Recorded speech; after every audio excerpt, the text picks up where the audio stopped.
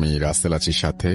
আর শুরু হয়ে গেল ভূত এফএম। আপনাদের সবাইকে স্বাগত জানাচ্ছি ভূত এফএমে আজকে, এবং যারা যেখানে আছেন আশা করছি যে আজকে যে স্টোরিগুলো আছে আমাদের কাছে সেগুলো শুনে আনন্দ পাবেন, ভালো লাগবে এবং এনজয় করবেন অনেক বেশি। চলে যাই ডক্টর আলিফের কাছে আবারও।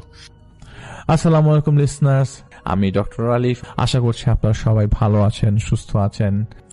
ঘটনাটা ঘটে 1967 থেকে 70 সনের দিকে আমার দাদার সাথে। আমাদের দাদার বাড়ি ছিল পটুয়াখালী জেলায়, এবং সেই জেলাকে নিয়ে পায়রা বন্দরের এক প্রান্তে আমার দাদার বাড়ি, আরেক প্রান্তে ছিল আমার দাদার শ্বশুর বাড়ি, মানে আমার দাদির বাবার বাড়ি। তো আমার দাদি তার বাবার বাড়িতে অনেক জমি পান, সেগুলো আমার দাদা নিজে এই পার থেকে কামলা নিয়ে যে নৌকায় করে যে ওই পারে যে হাল চাষ করতেন। তখন সময়টা ছিল ভাদ্র মাস। একদিন আমার দাদা নদীর ওই পারে যাবেন জমিতে ধানের বীজ রোপণ করতে, কিন্তু হঠাৎ কোনো মজুরি বা কামলা পেলেন না। তখন আমার দাদা কোনো লোক না পেয়ে আমার মেজো চাচাকে নিয়ে যাবেন ঠিক করেন। তখন আমার মেজো চাচা পড়তেন মাদ্রাসায়। একটা নৌকা ভর্তি ধানের বীজ তুললেন এবং সন্ধ্যা রাতে বললেন রাত ঠিক 2টার দিকে তারা রওনা হবেন, কারণ পায়রা নদীটা নাকি হাতের দ্বার বেয়েই পাড়ি দিতে হবে অনেক পথ। যথাযথভাবে তারা রাত 2টার দিকে নৌকা নিয়ে রওনা দেন, এবং যখন তারা ঠিক পায়রা নদীর মাঝামাঝি স্থানে গেলেন, তখন আমার দাদা লক্ষ্য করলেন যে নৌকা থেকে রাতের আধারে কারা যেন ধানের বীজ নদীতে ফেলছেন এবং এক বিকট আওয়াজ করছেন। আমার দাদা চাচা বোঝার আর বাকি থাকলো না। ঠিক তখন আমার চাচা তার পাঞ্জাবির কাপড়ের এক কোনার টুকরা হাতে নিলেন এবং কোরআনের কিছু আয়াত পরে ফু দিয়ে নৌকার সাথে গিট দিয়ে দিলেন। এর কিছুক্ষণ পর দুজন সাদা পাঞ্জাবি পরা হুজুর আসেন এবং করুণ কণ্ঠে বললেন, হুজুর, আমরা ভুল করেছি, বুঝতে পারিনি, আপনাদের ধোঁকা দেওয়ার চেষ্টা করেছিলাম, ভুল হয়ে গেছে, মাফ করে দেন। আমার চাচা বললেন, যে অপরাধ করেছেন এর বিচার আমি বোতলে ঢুকিয়ে করব।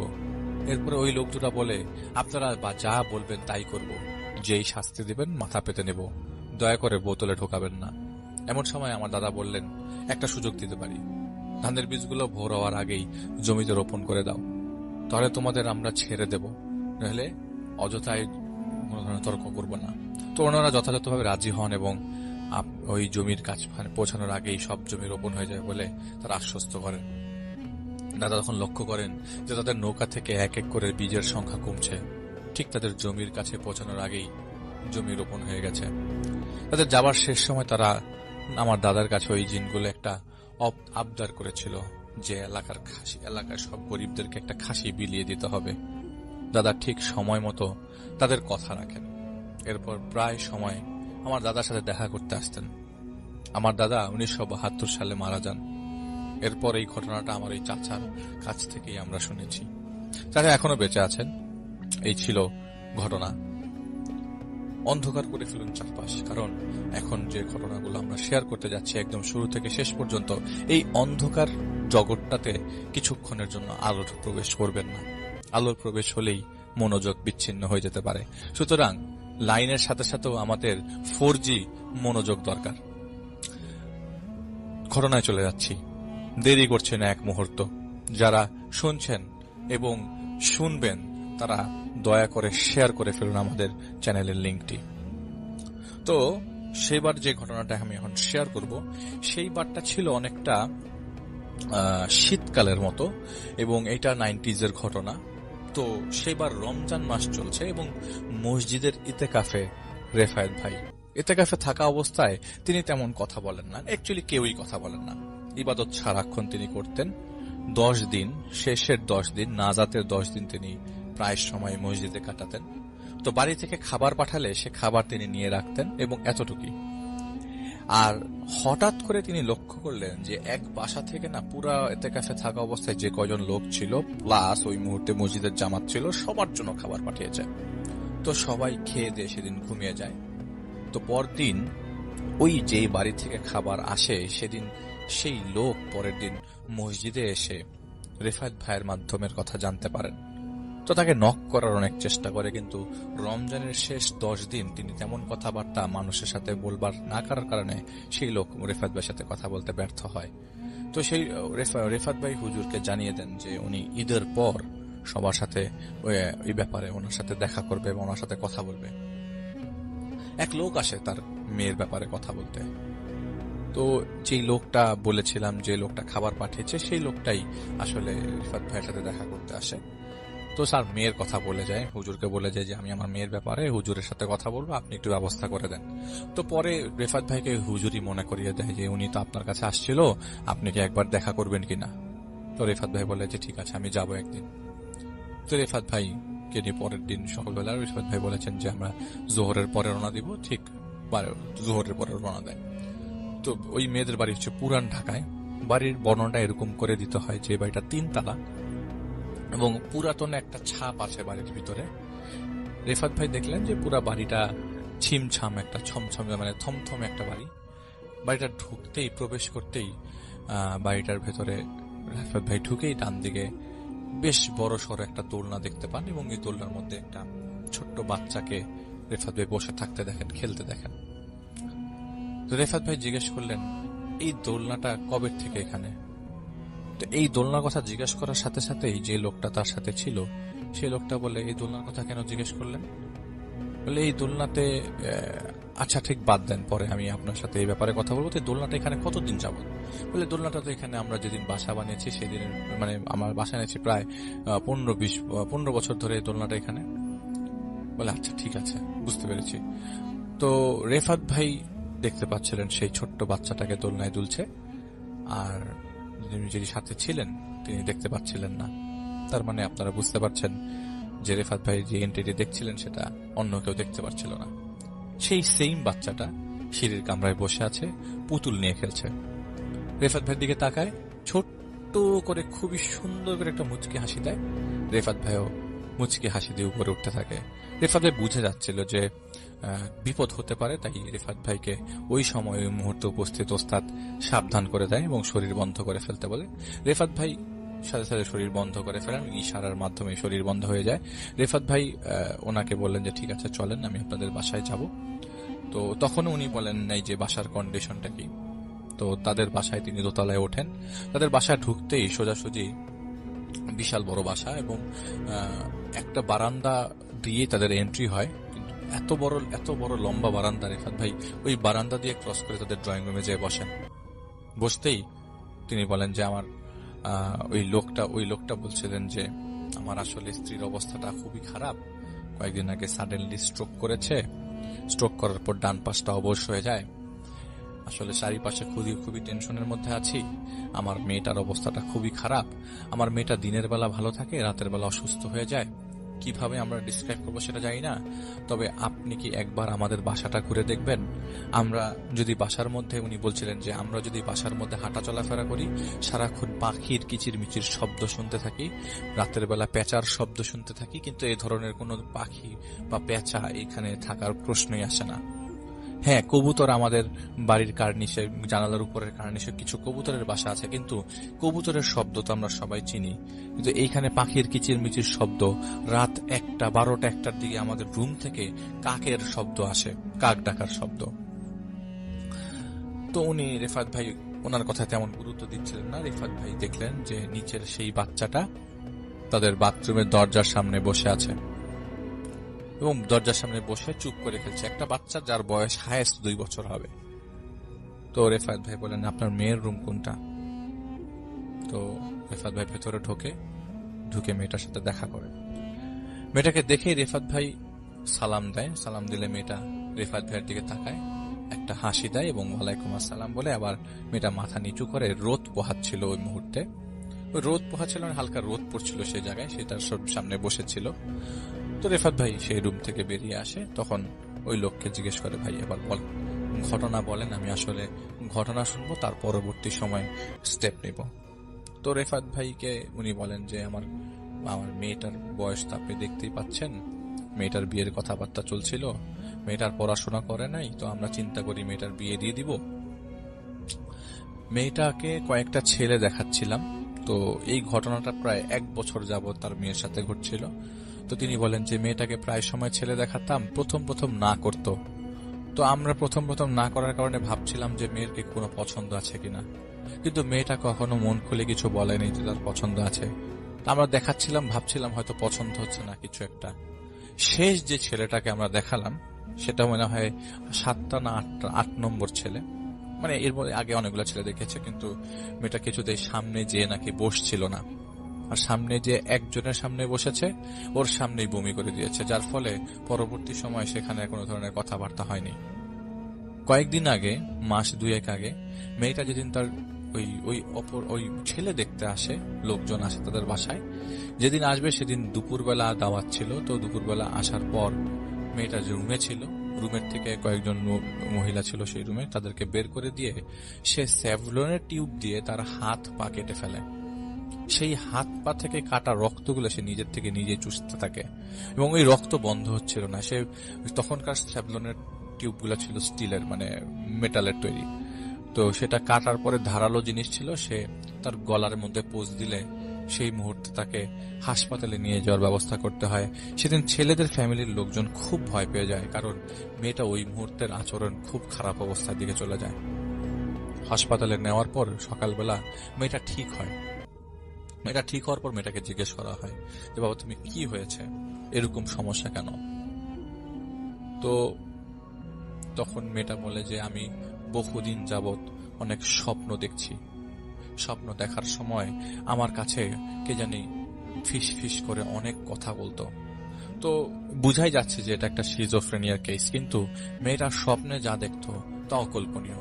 মেয়েটা প্রায় সময় স্বপ্নে দেখতো যে প্রথম দিন তিনি যখন প্রথম স্বপ্ন দেখেন, স্বপ্ন দেখার দিন রাতের বেলা যখন তার ঘুম ভাঙে, তিনি উপলব্ধি করতে পারছিলেন নাকি তার রুমের মধ্যে একজন দাঁড়িয়ে আছে এবং তার সাথে একটা বাচ্চা কোলে। এটা তিনি ওই দিন থেকে দেখা শুরু করেন। 1 বছরের মধ্যে একদম শুরুর দিকে, যখন প্রথম তিনি অসুস্থ বোধ করতেন নিজের সাথে নিজেই। তো সেই মহিলার, এই আপুটার নাম হচ্ছে মার্জিয়া। তো সেই আপুটার যখন বিয়ের কথাবার্তা চলছিল, তো তখন এরকম অবস্থা ছিল যে তিনি স্বপ্নে যেদিন দেখেন, প্রথম দিন স্বপ্নে দেখেন যে তিনি বারান্দায় বসে আছেন। বারান্দায় মাটিতে বসে হাঁটু উঁচু করে তিনি প্লেটের মধ্যে থেকে কিছু একটা জিনিস খাচ্ছেন। তো সেটা ভাত ছিল না, সেটা ছিল ম্যাগট। ম্যাগট বলতে লাশ পচে গেলে যে পোকাটা উঠে, সেটা সেনে তিনি প্লেটের মধ্যে খাচ্ছিল। আর সেটা খাওয়ার কারণে তার মুখ থেকে অনেক রক্ত পড়ছিল এবং এই রক্তটা তার সারা শরীর বেয়ে পড়ছে। এটা তার প্রথম দিনের স্বপ্ন ছিল। পরের দিন যখন তার মাকে তিনি বিষয়টা জানান যে আমি পোকা খেতে দেখেছি, তার মা তেমন একটা গুরুত্ব দেয়নি। এর পরবর্তী সময় সে প্রায় সময় এরকম বাসার মধ্যে কাউকে না কাউকে ফিল করত, আর জানালার মধ্যে তার সাথে একটা ছোট বাচ্চা দেখা করতে আসতো। সে প্রায় সময় বলতো যে গতকালকে রাত্রে বাচ্চাটা আসছিল, ওর সাথে আমি অনেকক্ষণ খেলেছি। একদিন তার বাবা এই জিনিসটা বিশ্বাস করতে না পেরে রুমের মধ্যে রাত্রে 2টার দিকে যায় যে তার মেয়ে কি করছে দেখার জন্য।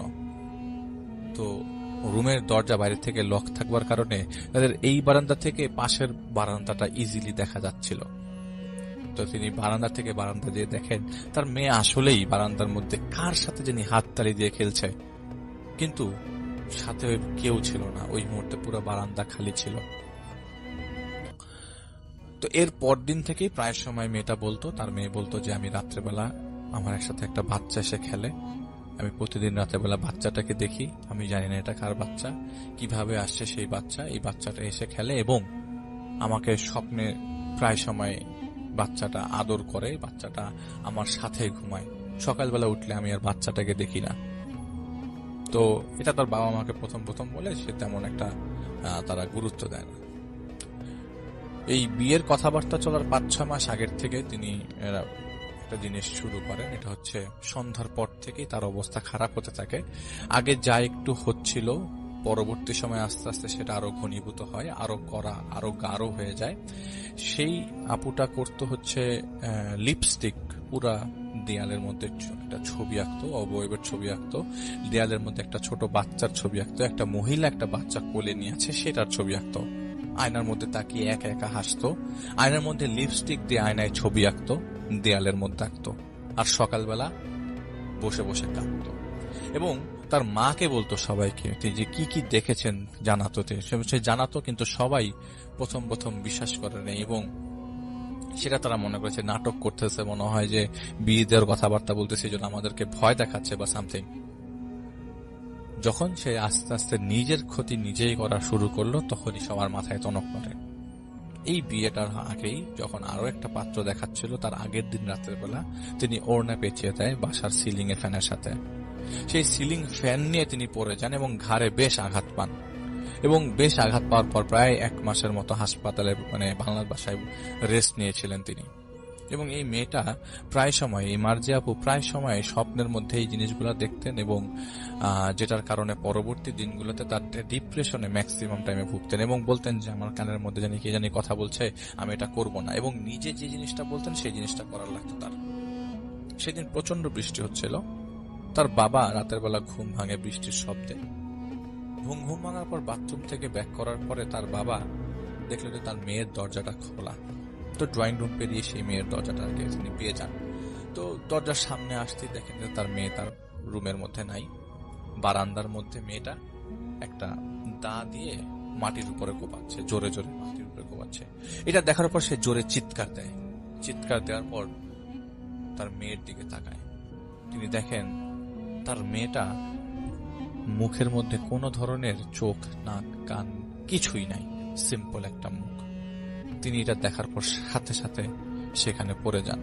পরদিন সবাই তাকে উদ্ধার করে এবং তাকে বলতে থাকে যে ঘটনাটা কি। তখন বলে যে আমার মেয়ের মধ্যে আমি এই জিনিসগুলো দেখছি, এটার কি ঘটনা আমি জানি না।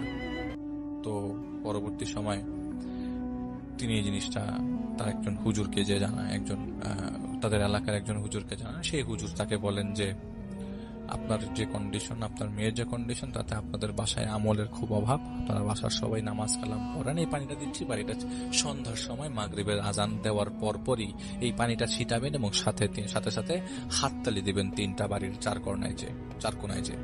তুমি যে এগুলো সেগুলো রেগুলারলি করছিলেন, প্রতিদিন করছিলেন, কিন্তু 2-3 দিন পরপরই দেখা যেত তার মেয়ে এরকম করে রাতের বেলা জোরে জোরে চিৎকার দিয়ে উঠতো। তারা রুমে যেত, দেখতো যে তার হাত কেটে ফেলেছে, নইলে তিনি অজ্ঞান অবস্থায় পড়ে আছেন।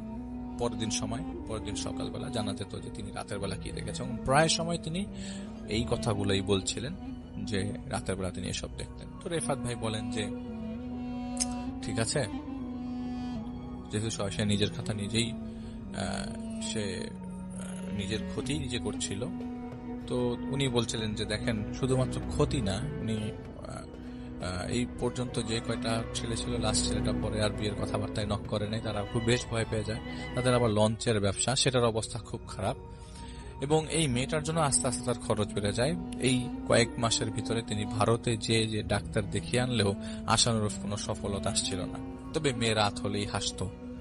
প্রায় সময় তিনি তারা দেখতেন যে কার দিকে জানি আঙ্গুল দিয়ে ইশারা করত, হাসতো, ইশারা করে চলে যেত। বলতো যদি জিজ্ঞেস করা হতো তুই কার দিকে তাকিয়ে আছিস, তখন সে চারিদিকে ইশারা করতো ছোট বাচ্চাদের মতো। কয়েকবার কোলে তিনি এরকম দেখেছেন যে কাকে জানি কোলে নিচ্ছেন, কিন্তু কেউ উঠছে না, কেউ ওই জায়গায় কোনো কিছুই নাই। আর তাদের বাড়িতে লাস্ট কয়েকদিন যাবত এরকম যে সারা রাত তারা সবাই সজাগ থাকতেন এবং দেখতেন যে ওই মেয়েটা কি করে। প্রায় সময় তার মা তার সাথে ঘুমাতেন এবং তার মা নাকি কয়েকবার উঠে দেখেছেন যে তিনি বাসার জানালা অপেক্ষা করছিলেন, এবং অপেক্ষা করছিলেন কার দিকে জানি। জানালার ভিতর থেকে গ্রিলের মাঝখান দিয়ে হাত ঢুকে এরকম আঙ্গুল দিয়ে ডাকতেন, ইশারা করে আসো আসো আসো আসো। এই টেনশনে তার স্ত্রী স্ট্রোক করে, এবং এরকম কন্ডিশন তাদেরকে আসলে অনেক পোহাচ্ছিল। 2-3 বার তিনি হাতের রক কেটেছে, কয়েকবার ফাঁসি দেওয়ার চেষ্টা করেছে।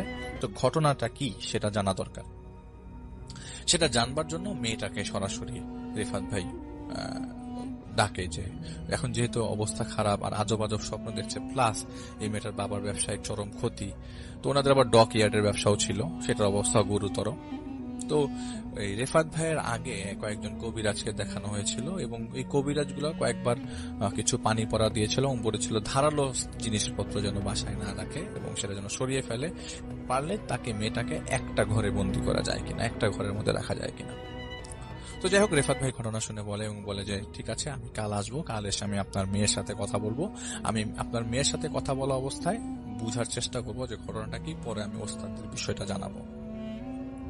তো তিনি পরের দিন ওস্তাদেরকে রাতের বেলা স্মরণ করেন এবং তার কাছে 4 জন ওস্তাদ আসে এবং বলেন যে ঘটনাটা আসলে কিভাবে ডিসক্রাইব করবো জানি না, তবে এই ঘটনাটা নিলে তোমার সাকসেস রেট আসলে কমে যাবে। এই ঘটনাতে সম্পূর্ণ ওই মেয়েটা কেন্দ্রিক। দেখো ওই মেয়েটার সাথে কথা বলতে পারো কিনা এবং ওই মেয়েটার কাছ থেকে ইনফরমেশন কালেক্ট করতে পারো কিনা, কিভাবে সেভ করা যায়। তবে যেটা মনে হচ্ছে যে এই মেয়েটার সাথে যদি তুমি পরবর্তী কোনো ধরনের ডিলিংসে যাও, আমার কাছে মানে ওস্তাদরা বলছে যে তুমি এটা হয়তো মেনটেন করতে পারবে না, কারণ এই মেয়েটার কেসটা কিন্তু নর্মাল কেস না। ওই বাড়িতে অনেকগুলো জিনের আস্তানা আছে এবং বেশ কয়েকটা জিনের মুভমেন্ট তুমি অলরেডি দেখেছো। তো অলরেডি তোমাকে ভয় দেখিয়ে ফেলেছে কয়েকটা জিন সেখানে উপস্থিত। তো রেফাত ভাই বলে, হ্যাঁ, আমি যখন ওই বাড়িতে ঢুকি আমার হাত পা বেশ ঠান্ডা হয়ে গিয়েছিল এবং বাড়ির নিচে দোলনার মধ্যে একটা বাচ্চাকে দেখি। আমি ওঠার পরে বারান্দার মধ্যে বাচ্চাটা দৌড়াদৌড়ি করছিল, ছোট একটা 2 বছরের বাচ্চা এবং 2 বছরের বেশি হবে না। বাথরুমের সামনে বাচ্চাটা বসা ছিল এবং সারাক্ষণই দেখা গেছে বাচ্চাটা পুতুল নিয়ে খেলছে, হামাগুড়ি দিচ্ছে, বাড়ির মধ্যে হাঁটছে, আস্তে আস্তে দেয়াল ধরে ধরে হাঁটছে।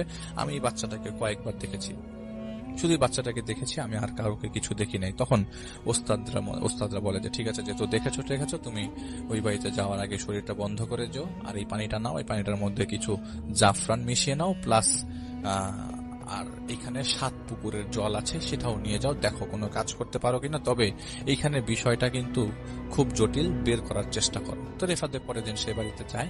সে বাড়িতে যাওয়ার পরে ওই মার্জিয়ার বাবাকে বলে যে আমি মার্জিয়ার সাথে দেখা করবো, আপনারা কেউ ওই সময় ওই জায়গায় উপস্থিত থাকবেন না, তবে মার্জিয়ার বাবা খেলেও সমস্যা নাই। ওই বাড়িতে আরো আত্মীয় স্বজন ছিল, তাদের বাড়িটা 51 পরিবার, তাদের আরো নিচতলায় আরো অন্য মানুষজন ছিল। তো যাই হোক, অনেকেই সে সময় রেফাত ভাই যাওয়ার পর উপস্থিত ছিল, কিন্তু রেফাত ভাই সেই ঘরে ঢোকেন যে ঘরে মেয়েটা আছে। রেফাত ভাই ভিতরে ঢুকে দেখেন যে পুরা দেয়ালের মধ্যে লিপস্টিক দিয়ে একটা অবয়ব আঁকা, চারিপাশে এমন সব ভাষা লেখা যেটা রেফাত ভাই পড়তে পারছিলেন না। আরবিতে কিছু জিনিস লেখা এবং একটা সাইনের মতো কিছু একটা আছে।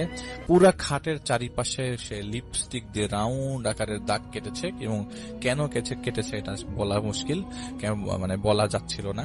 এবং রেফাত ভাই এই সব জিনিসগুলা দেখে এবং একদম 4 কোণায়, ওই রুমটার 4 কোণায় 4টা বাটি রাখা, সেই পুরা বাটির মধ্যে আরাবিক ওয়ার্ডস পুরা বাটিটার মধ্যে, এবং এই বাটির মধ্যে পানি রাখা, পানির মধ্যে ছোট্ট একটা মানে রক্ত জমাট বাঁধা, 4 কোণায় 4টা জিনিস লাল টাইপের রক্ত জমাট বেঁধে আছে, এরকম কিছু একটা।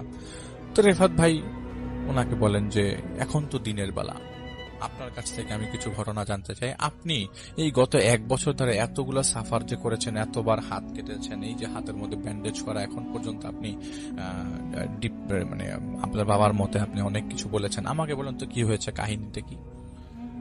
তো এই মেয়েটা তখন বলে যে আসলে আমি জানি না, এই আমার ইউনিভার্সিটি শেষ হওয়ার পর থেকে, রেফাত ভাই বলেন যে আসলে আপনার ইউনিভার্সিটি শেষ হওয়ার পর থেকে হিসাব না, আপনি আমাকে ইউনিভার্সিটি চলাকালীন অবস্থা থেকে ঘটনা বলেন, আপনার ঘটনা এই কয়েকদিনের ঘটনা না। তখন এই মেয়েটা বলে যে আসলে কি বলবো আমি জানি না, তবে আমার ইউনিভার্সিটির কাজ শেষ করার পর থেকেই ঘটনা শুরু। এবং ঘটনা বলতে বলতে তিনি কান্না করে দেন এবং বলেন যে প্রতিদিন রাতের বেলা আমার কাছে একজন মহিলা আসে, একটা বাচ্চা নিয়ে আসে এবং সেই বাচ্চাটা আমার কোলে দিয়ে মহিলাটা চলে যায় এবং বলে যে আমি আমার কাজ শেষ করে এসে আমার বাচ্চাকে নিয়ে যাব। তো উনি প্রতিদিন এটা নাকি রুমের মধ্যে দেখতে পাচ্ছিলেন এবং স্বপ্নে দেখতেন তিনি প্রতিদিন রাতের বেলা তার বাবা নাকি তার লাশের উপরে দা দিয়ে কোপাচ্ছে ইচ্ছা মতো, তার অনেকগুলো টুকরা করছে এবং সেই টুকরাগুলো নাকি ভাগ করছে বারান্দার মধ্যে। তো তিনি প্রতিদিন রাতের বেলা এই স্বপ্নগুলা দেখতেন এবং বারান্দার মধ্যে নাকি প্রায় সময় সেই বাচ্চাটার সাথে তিনি খেলতেন এবং তিনি বাচ্চাটাকে স্পষ্ট দেখতে পাচ্ছিলেন। যতবারই নাকি তিনি তার মাকে বলেছেন যে এই যে বাচ্চাটা আমার সামনে খেলাধুলা করছে, এই বাচ্চাটাকে আমি অনেক মিস করি, এই বাচ্চাটাকে আমি অনেক ভালোবাসি, ততই নাকি তার বাবা মা তা সেটার থেকে ফেরত যাচ্ছে, তার বাবা মা কোনো ধরনের সাপোর্ট করছিল না। আসলে কিছু কিছু ঘটনা অনেক সময় অনেকটা ক্লিয়ার করে দেয় যে আসলে আপনি ঘটনাতে কি বুঝতে যাচ্ছেন বা কিছু একটা। মেয়েটা প্রতিদিনই চেষ্টা করত নিজেকে নর্মাল রাখার, কিন্তু তিনি নর্মাল রাখতে পারতেন না এবং তার নাকি সন্ধ্যার পর থেকে মনেও থাকতো না তিনি আসলে আদৌ কি করছিলেন সারা রাত।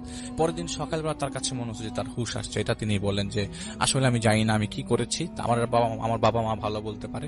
তবে আমি দেখি যে বারান্দার মধ্যে একটা বাচ্চা আমার সাথে দেখা করতে আসে এবং এই বাচ্চাটার সাথে আমি প্রায় সময় খেলাধুলা করি, বাচ্চাটা আমার খাটে শোয়, বাচ্চাটা আমার সাথে ঘুমায় এবং এই বাচ্চাটাকে আমি অনেক ভালোবাসি। তখন রেফাত ভাই বলেন যে আমি আপনার কথার মধ্যে আরো কিছু গ্যাপ দেখতে পাচ্ছি, এখন কি সেই গ্যাপটা কি আপনি আমাকে বলবেন, তাহলে আমি জিনিসটা আমার কাজ করতে আরো সুবিধা হয়। তখন মেয়েটা বলে আপনি একটু আয়নার দিকে তাকান। তো রেফাত ভাই সাথে সাথে তার রুমের সেই আলমিরাতে থাকে অ্যাটাচড আয়নার দিকে তাকায়। আয়নাতে তাকালে রেফাত ভাই দেখেন কয়েকজন মানুষ, একটা মহিলা, একটা বাচ্চা কোলে, সবাই আয়নার মধ্যে হাসছে।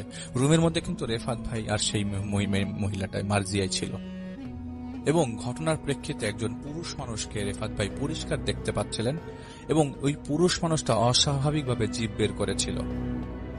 তো মেয়েটা বলে আপনি কি দেখতে পাচ্ছেন কাউকে? আমি আয়নাতে গেলে অনেক কিছু দেখতে পাই। রেফাত ভাই বললেন যে 1 মিনিট, এবং তিনি আয়নার মধ্যে একটা সূরা পড়ে ফু দেন এবং সাথে সাথে সব ভ্যানিশ হয়ে যায়। তখন রেফাত ভাই বলে আপনি আসেন তো, দেখেন তো আয়নায় কিছু দেখতে পাচ্ছেন কিনা।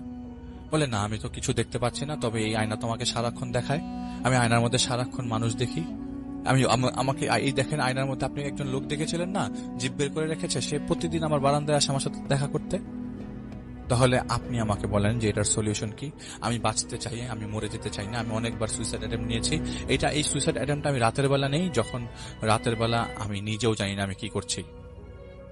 রেফাত ভাই মেয়েটার মাথায় হাত রাখে। মাথায় হাত রাখতেই দেখা যায় মাথার মাঝখানে অল্প একটু ফাঁকা। কেউ একজন হয়তো মেয়েটার মাথা থেকে চুল নিয়ে গেছে। পরবর্তী সময় মেয়েটা আমাকে বলে, মানে মেয়েটা রেফাত ভাইকে বলে যে দেখেন, আমি আপনাকে একটা সত্য বলতে যাচ্ছি, আমি জানি না আপনি কিভাবে নেবেন। ইউনিভার্সিটি লাইফের কথা যেহেতু আপনি বলেছেন যে আমার লাইফে এই জিনিসটা আরো আগের থেকে, হ্যাঁ আমি ফেস করছি, অনেক আগে ফেস করছি, গত 1 বছর যাবত জিনিসটা আমার মাথার মধ্যে ছিল। আমি জানি না আপনি কিভাবে নেবেন, হতে পারে সেটা আমার একটা ভুল ধারণা, তবে আমি একটা মহাপাপ করেছি, সেই পাপের প্রায়শ্চিত্ত হয়তো বা আমাকে এখন করতে হচ্ছে। রেফাত ভাই বলেন কিসের পাপের প্রায়শ্চিত্ত? ওই মুহূর্তে এটা শুনতে শুনতেই রেফাত ভাই দেখেন দরজার ভেতর থেকে একটা ছোট্ট বাচ্চা আসে, ভেদ করে আসে। সে ছোট্ট বাচ্চাটা মেয়েটার সালোয়ার কামিজ ধরে টানছিল। রেফাত ভাই খুব অবাক হয়ে যায় যে এই মেয়েটার সালোয়ার কামিজ ধরে টানছে এবং মেয়েটা বাচ্চাটাকে দেখতে পাচ্ছে, এবং মেয়েটা বাচ্চাটাকে কোলে পর্যন্ত নিল। অথচ এটা আমি আপনি সাধারণ মানুষ দেখবেন যে মেয়েটা পাগলামি করছে, আমি আপনি হেসেই দিব হয়তোবা, কিন্তু যে আমি যে বলি যে জাহিদ ভাই, রেফাত ভাই, এরা কিন্তু সামনাসামনি এরকম ভাবে ঘটনা দেখেন না, এরা কিন্তু সম্পূর্ণ অন্য রকম ভাবে ঘটনা দেখেন। তো রেফাত ভাইকে বলেন যে আমি একটা ছেলের সাথে আমার সম্পর্ক ছিল, এই ছেলের সাথে সম্পর্ক থাকা অবস্থায় আমি বেশ ঘনিষ্ঠ হয়ে যাই ছেলেটার সাথে, এবং আমার গর্ভে একটা সন্তান আসে, এবং প্রচন্ড চাপের কারণে আমি এই সন্তানটা ফেলে দিতে হয় আমার, এবং এই সন্তানটা ফেলে দেওয়ার জন্য আমার মা বাবা অনেক প্রেশার ক্রিয়েট করে, এবং আমি যে ছেলেটাকে পছন্দ করতাম সেই ছেলেটাও, তো আমি সেই ছেলেটাকে অনেকবার বলেছি বিয়ে করার জন্য, সেই ছেলেটা আমাকে কোনো বিয়েতে রাজি হচ্ছিল না, বিয়ে করতে চাচ্ছিল না, এবং আমাকে আমার সব ধরনের চিঠির উত্তর তিনি দিত না। আমি যদি চিঠি পাঠাতাম, মেয়েটা বলছে যে আমি চিঠি পাঠাতাম, কোনো উত্তর পেতাম না, এবং যে চিঠি যার কাছে মানে যেভাবে পাঠাতাম সেটাই আমার ডেটার বক্সে চলে আসতো। ছেলেটার কাছে কোনো চিঠি পৌঁছাতো না, এবং ছেলেটা তাকে ইগনোর করা শুরু করলো। আস্তে আস্তে একটা পর্যায়ে ছেলেটার সাথে তার সম্পর্ক নষ্ট হয়ে যায়। ওই মুহূর্তে এই কথা শোনার পর রেফাত ভাই বলেন যে ঠিক আছে, এই জিনিসটা আমি মাথায় রাখলাম, তবে আপনার কাছে আপনি যে গুনাহ করেছেন সেটার জন্য আপনাকে হয়তো এই ধরনের সমস্যার সম্মুখীন হতে পারে, এবং এই জিনিসটার কারণে হয়তোবা আপনি এই বাচ্চাটাকে সাথে সারাক্ষণ দেখছেন, তবে আমি দেখব এখানে কি হয়েছে। আমার কাছে রেফাত ভাই আমার কাছে ঘটনাটা অন্যরকম লাগছে, তারপর আমি ওস্তাদদের জানাবো। তিনি ওই মহিলা বলেন যে আপনি জানবেন কিনা জানি না, আমি প্রতিদিন রাতে স্বপ্নে দেখি আমার বাবা আমার লাশের উপর কোপাচ্ছে, আমার লাশ টুকরা টুকরা করে ফেলছে। আমি এইসব জিনিস থেকে বাঁচতে চাই, আমি মুক্তি চাই। রেফাত ভাই ওদিন রাতের বেলা সবাই ওস্তাদেরকে বিষয়টা জানান, এবং বলেন যে এই মেয়েটার ঘটনাটা এরকম, এখন আপনারা কি করবেন, আপনারা ভালো বোঝেন, আপনারা ভালো জানেন। তো রেফাত ভাইয়ের ওস্তাদরা বলেন যে ঠিক আছে, আমি জিনিসটা জেনে জানাবো। রেফাত ভাই চলে যান সেই বাড়িতে, এবং সেই বাড়িতে যাওয়ার পর রেফাত ভাই সেখানে পাঠানো একজন জিনের সাথে কথাবার্তা, রেফাত ভাইয়ের জিনরা কথাবার্তা বলেন। পরের দিন সকালবেলা রেফাত ভাইয়ের কাছে ওস্তাদরা এসে বলেন যে এইটা সেই জিন, যেই জিন রেফাত ভাই ওই মেয়েটার মার্জিয়ার যে পুরাতন প্রেমিক নতুন বিয়ে হওয়ার কারণে এই পুরাতন প্রেমিক বিয়ের দেখার কারণে পুরাতন প্রেমিক চেয়েছে যে ও আমি যেহেতু ওকে বিয়ে করতে পারি না, কাউকে বিয়ে করতে দিব না, এরকম কিছু একটার কারণে সে একটা জায়গায় একটা তান্ত্রিকের মাধ্যমে একটা জিন পাঠায়, যে জিন প্রতিনিয়ত তাকে সেই ছোট বাচ্চা দিয়ে ভয় দেখাচ্ছিল। এবং এই ছেলেটা বারবার বলছিল যে ওদের যে এই ঝামেলার কথা ওর বাবাকে বলে দিবে, সবাইকে বলে দিবে, মানুষজনকে বলে দিবে। এই জিনিসগুলোর কারণে মেয়েটা একটা পর্যায়ে খুব মানসিকভাবে ডিপ্রেসড হয়ে যায়, এবং এই ডিপ্রেশনের একমাত্র কারণ ছিল স্বপ্নে এইসব জিনিসগুলো দেখানো, এবং এইসব জিনিসগুলো সেই শয়তানটাই দেখাচ্ছিল, শয়তান জিনটাই দেখাচ্ছিল। পরবর্তী সময়ে সেই শয়তান জিনের সাথে রেফাত ভাইয়ের ওস্তাদরা কথা বলেন, এবং কথা বলার পরে সেই শয়তান জিনের সাথে মিউচুয়াল আন্ডারস্ট্যান্ডিং এর মাধ্যমে তাদেরকে দূরে সরায় ফেলা হয়। তো যেহেতু মাঝখানে অনেক জিনিস আছে যেগুলি আমি অনেক সময় অনেক কারণে বলতে পারি না, তবে এখন ছোট করে কিছু কথা বলবো। যখন রেফাত ভাই ওই জিনিসগুলো সরানোর পর্যায়ে পরের দিন সেই বাড়িতে যায়, তো সেই বাড়িতে যাওয়ার পর আসলে কমিউনিকেশন তত ভালো ছিল না যে মোবাইল ফোনে ফোন দিলাম আসছি। তো রেফাত ভাই চিন্তা করে যে যেহেতু ওরা কাজ করেছে, যেহেতু ওস্তাদেরা কাজ করেছে, তবে ওস্তাদেরা একটা জিনিস বলেছিল যে আমরা ওকে ধরার আগে তুমি ওদের সাথে দেখা করো, ওদের বাসায় থাকার চেষ্টা করো। তো রেফাত ভাইয়ের বাসার লোক অসুস্থ, মানে তার স্ত্রী অসুস্থ থাকার কারণে রেফাত ভাই বাড়িতে ছিল, চিন্তা করেছিল পরের দিন সকালে যাবে। তো ওস্তাদরা সেদিন রাতের বেলা যেহেতু মিউচুয়াল আন্ডারস্ট্যান্ডিং করেছে, এবং এক ওস্তাদ বলেছে যে হ্যাঁ ওরা গেছে ওর সাথে কথা বলতে, হয়তো সে আর আসবে না, সেই ওস্তাদ আর জানতো না। সেই ওস্তাদ বলেছে তুমি কালকে ওদের বাসায় যাও, যে ইনফরমেশন দিয়েছিল যে হ্যাঁ ওইটা সর্ট আউট হয়ে গেছে, ওখান থেকে চলে যাবে, ওকে আর কোনো ধরনের ডিস্টার্ব করবে না মেয়েটাকে। তো রেফাতের পরের দিন সেই বাসায় যায়। বাসায় যাওয়ার পর বাসায় ঢোকার সময় দেখে যে বাড়ির সামনে একটা লাশের খাটিয়া, অনেক মানুষজন পুরা বাড়িতে জমায়েত হয়ে আছে। রেফাত ভাই ঢুকে বলেন যে কি অবস্থা, কি হয়েছে। মার্জিয়ার বাবা তখন বাইরের চেয়ার নিয়ে চুপচাপ বসে আছে। মার্জিয়ার বাবাকে জিজ্ঞেস করতে থাকে কি হয়েছে। মার্জিয়া বলে যে গত রাতে মার্জিয়া ছাদের থেকে পড়ে গেছে, পরে সুইসাইড করেছে, এবং মার্জিয়া নাই দুনিয়াতে।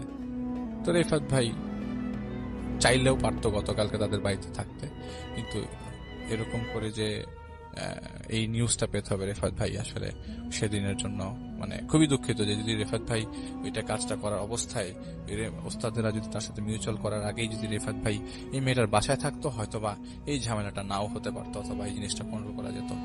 থ্যাংক ইউ সো মাচ, আপনার ঘটনার জন্য আপনাকে অনেক ধন্যবাদ। এবং আমরা চলে যাব আমাদের পরবর্তী অতিথির কাছে। আশা করছি যে তার যে শোনানো ঘটনাটা, সেই ঘটনাটা আপনাদের ভালো লাগবে। কি নাম আপনার? হাই, আমি সুমাইয়া। আমি ইংলিশে অনার্স করছি সেন্ট্রাল ওমেন্স থেকে। তো আমার যে আপনি এখানে কিভাবে আসলেন, এটাকে সবাইকে বলেন যে মানে কিভাবে আসলেন, কিভাবে আজকে এখানে? আমি একটা মেইল করেছিলাম, ওখান থেকে রাসেল ভাই আমাকে পরে ফোন দিয়ে বললো যে আপনার ঘটনাটা আমরা দেখলাম, সো আপনি কি আসতে ইন্টারেস্টেড কিনা। তো তখন আমি ছিলাম ইন্টারেস্টেড, সো আমি বললাম যে ওকে। বাসায় সবাইকে বলার পর বললো যে ওকে, তো এই তো আশা হলো। আচ্ছা, এবার আমরা ঘটনায় চলে যাই, সরাসরি ঘটনাটাই চলে যাই যে কি ঘটনা। আচ্ছা, ঘটনাটা হলো তখন আমি ক্লাস 9-এ পড়তাম চিটং এর একটা হোস্টেলে। হোস্টেলটার নাম আমি বলতে যাচ্ছি না, একদম বলতে হবে না। হ্যাঁ, তো ওখানে অ্যাডমিশন নেওয়ার পর থেকেই যারা আমার ক্লাসমেট ছিল, আর যারা হোস্টেলের যে মেয়েরা ছিল, মাসিরা ছিল, যারা ওইখানে আয়া ছিল, কাজ করতো, তো তারা অলওয়েজ বলতো যে কেয়ারফুল থাকবা, একা কখনো রাতে বের হবা না। আমাদের রাতে মাঠে নামা মানে নিষেধ ছিল, যে মানে বলতো যে যাবা না, অ্যাটলিস্ট একা কখনো যাবা না, ফ্রেন্ড কাউকে না কাউকে নিয়ে যাবা। আর আমাদের রুমগুলো আলাদা ছিল আর বাথরুমগুলো আলাদা ছিল, সো বলতো যে কখনোই একা যাবা না, কাউকে না কাউকে অবশ্যই নিয়ে যাবা। তো আমাদের হোস্টেলটার একটু ডেসক্রিপশন আমি দিই। সেটা হলো কি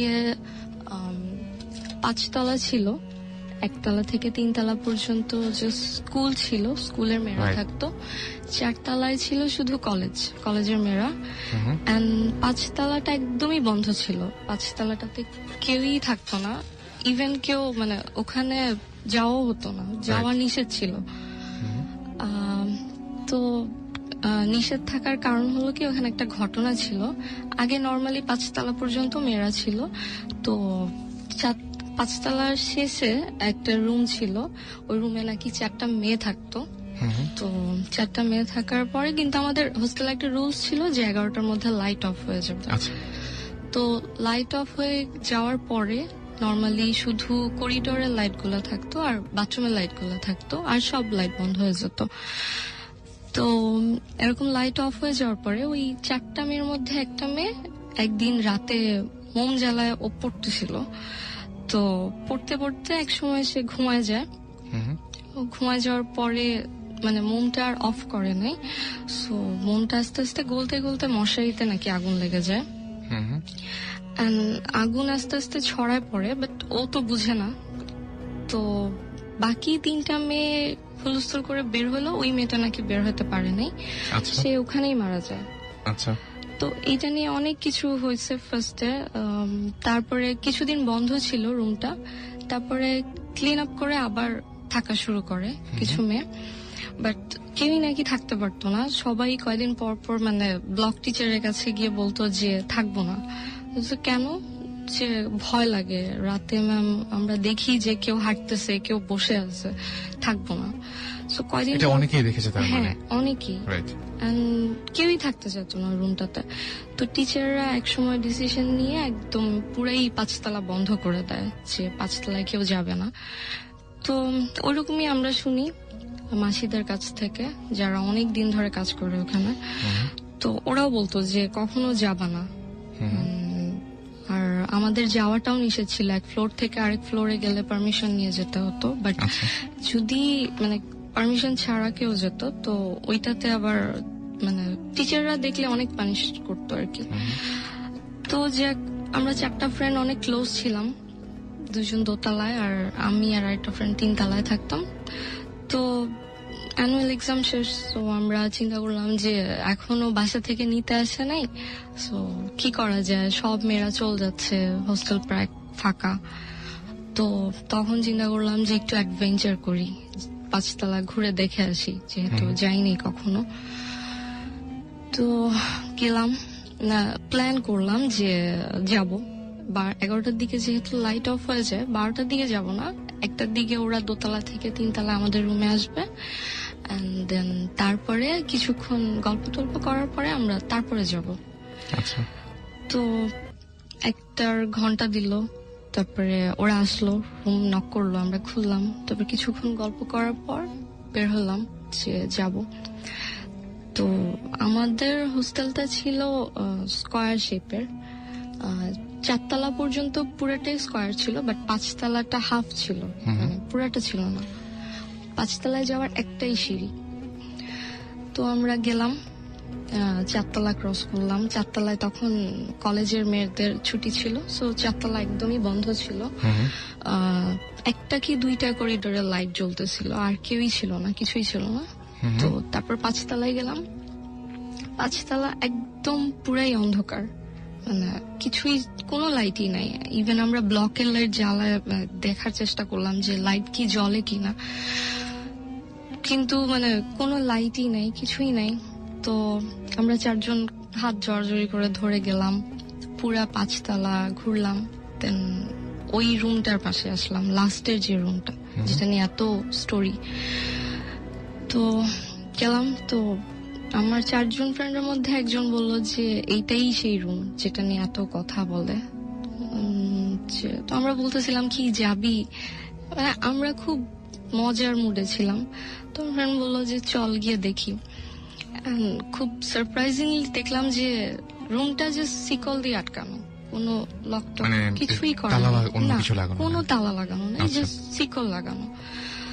তো ও ফ্রেন্ডটা খুললো, খোলার পরে গেলাম, একজন একজন করে ঢুকলাম। কেমন বাজে একটা গন্ধ ছিল, এটা আমি বলে বুঝাতে পারবো না। প্রচন্ড ঠান্ডা রুমটা, হ্যাঁ অনেক বেশি ঠান্ডা, যদিও অক্টোবরে ঠান্ডা থাকে, বাট এত ঠান্ডা থাকার কথা না। আচ্ছা, তো গেলাম, দেখলাম যে 4টা বেড, 4টা ডেস্ক ঠিক মতোই আছে। তো যাওয়ার পর আমরা দুষ্টামি করতেছিলাম, কেউ কি আছো দেখা দাও। তো একজন বললো যে প্ল্যান চেট করবা, এত কিছু করার দরকার নাই। তো এমনিতেই বলতেছিলাম কেউ থাকলে আসো, তুমি না সবার সামনে আসো আসো, এরকম বলতেছিলাম। তো আমরা 5 কি 7 মিনিট ছিলাম। তারপরে মানে ওইটা বলার পরে আমরা নিজেরা নিজেদের মতো কথা বলতেছি যে এখানে ও এটা দেখছে, ওই মাসি এটা বলছে, এখানে নাকি এরকম হয়েছে। হঠাৎ যে একটা জানলা ছিল বাইরের দিকে, যেটা মানে একদমই বাইরের দিকে, ওইটা ভিতরের দিকে না, চারকোনা শেপের ছিল, বাইরের দিকে ছিল জানলাটা। জানলায় জাস্ট মানে মনে হলো কেউ জাস্ট একটা ধাপ করে একটা আওয়াজ হয়েছে, আর কিছুই না। ওই আওয়াজটা শোনার সাথে সাথে আমরা 4 জন পুরা সাইলেন্ট। মানে হঠাৎ করে ভয়টা চলে আসছে যে এরকম কি। তো এমনিতেই ভালো লাগতেছিল না। পরে মানে ওইটা শোনার পর আরো বলতেছিলাম যে ওকে চলো চল যাই, অনেক হয়েছে। এরকম বলার পরে তখন আর থাকতে ইচ্ছা করছিল না, বা ওই জায়গাটা ভালো একদমই থাকতে লাগছিল ইচ্ছা না? করতেছিল না, বিকজ মনে হচ্ছিল যে মানে কিছু একটা দেখতেছে, মানে কেমন জানি লাগতেছিল। ওই আওয়াজটা হওয়ার কথা না। Because এবং আপনি আমাকে ফোনে বলছিলেন যেভাবে, যে মনে হচ্ছিল যে কেউ আপনাদেরকে লক্ষ্য করছে বা এরকম। ওইটা ওই যে করিডোর, তারপর তাড়াতাড়ি বের হয়ে গেলাম। করিডোর দিয়ে যখন আসতেছিলাম, করিডোর গুলো অনেক লম্বা লম্বা, করিডোর দিয়ে যখন আসতেছিলাম তখন মনে হচ্ছিল যে আমরা এত তাড়াতাড়ি বের হয়েছি যে আমরা দরজাটাও লক করি নাই, আর ওই সিকলটা দিয়েও আর লক করি নাই। তো মানে এত তাড়াতাড়ি বের হয়ে আসতেছিলাম যে মনে হচ্ছিল যে 5 তলা থেকে কখন নামবো। আচ্ছা। আর তখনই মনে হচ্ছিল যে মেবি কিছু একটা আসতেছে, কিছু একটা দেখতেছে, নর্মালি ভয় পেলে যেটা হয়। তারপরে কোন রকমে নামলাম।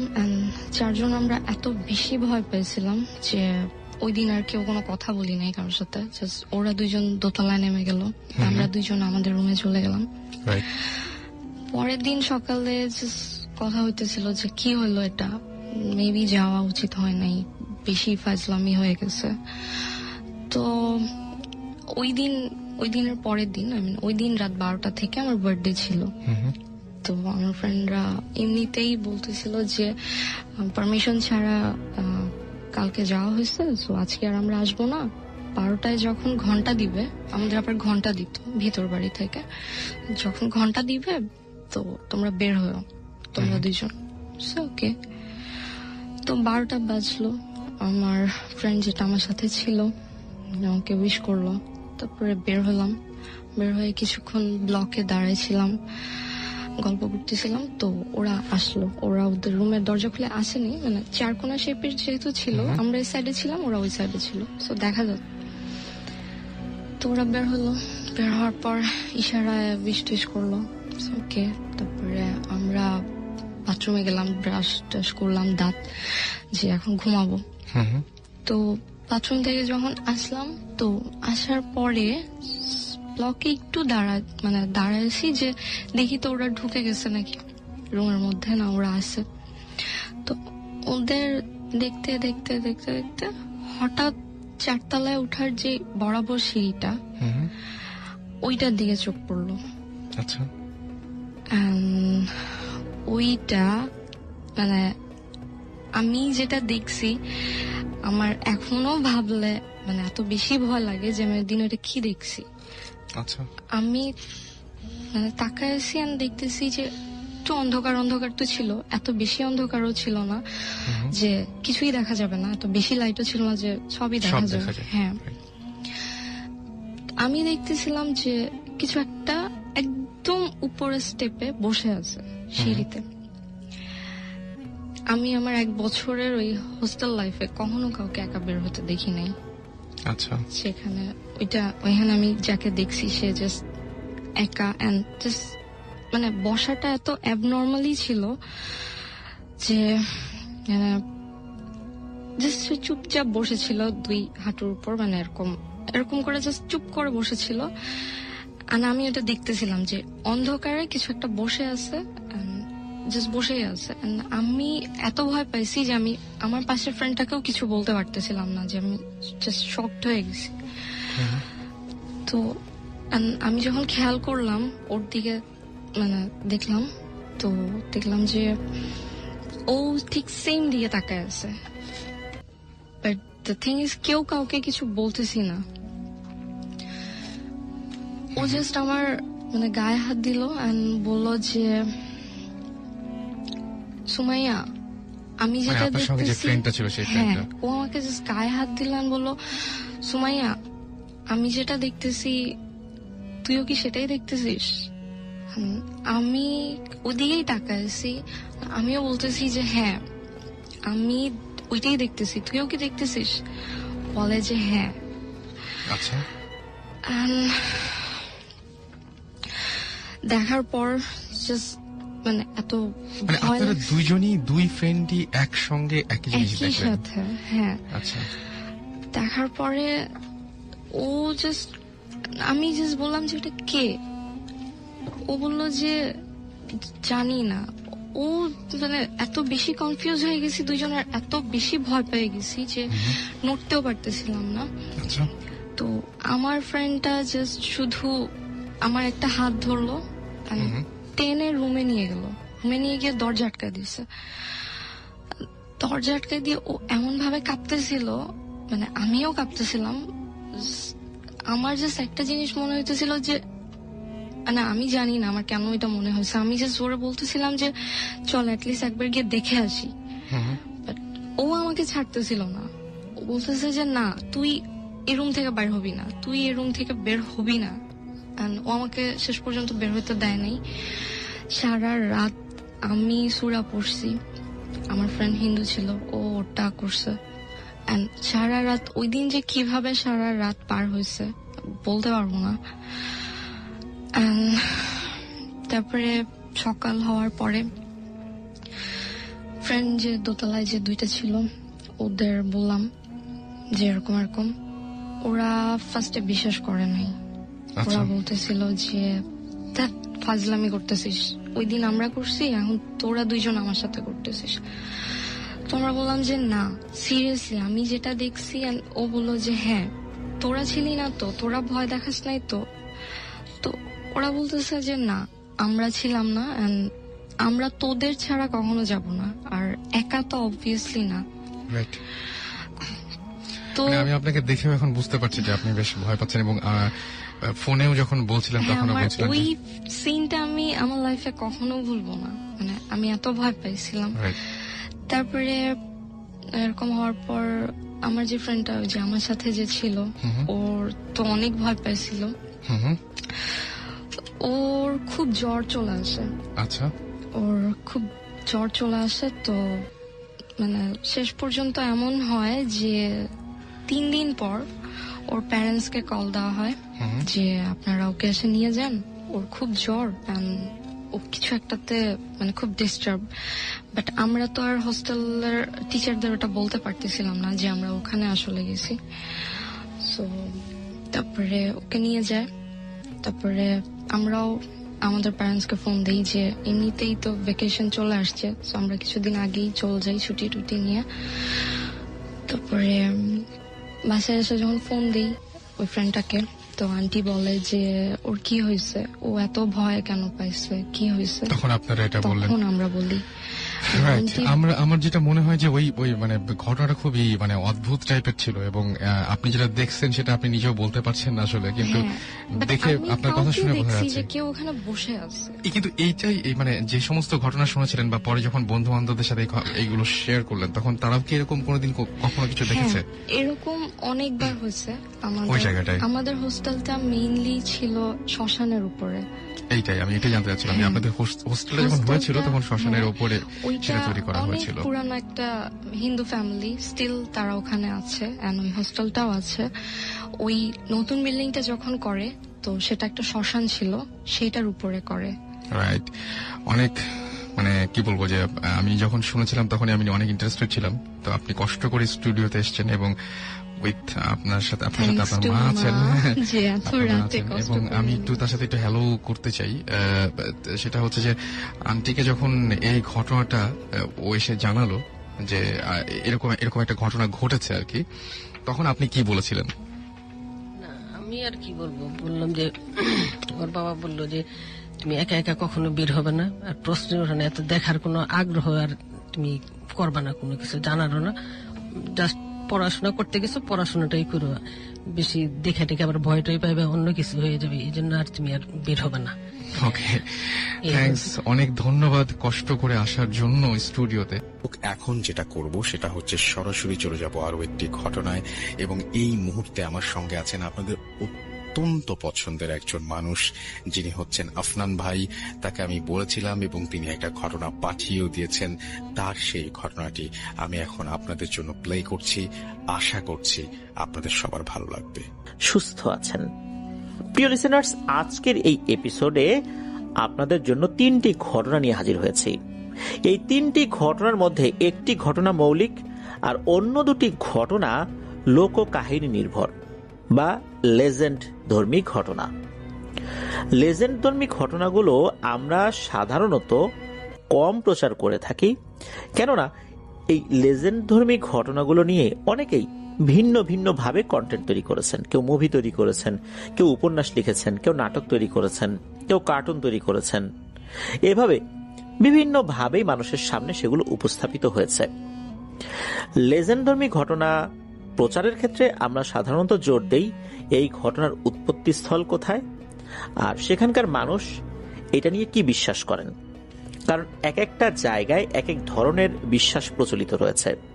যেমনটা আমাদের বাংলাদেশের বিভিন্ন অঞ্চলগুলোতে কিছু কিছু ভৌতিক ঘটনা নিয়ে মানুষের মধ্যে ভিন্ন ভিন্ন বিশ্বাস প্রচলিত রয়েছে, ঠিক তেমনি সারা পৃথিবীতে অনেক ভৌতিক ঘটনাই বিভিন্ন জায়গায় ঘটে চলেছে।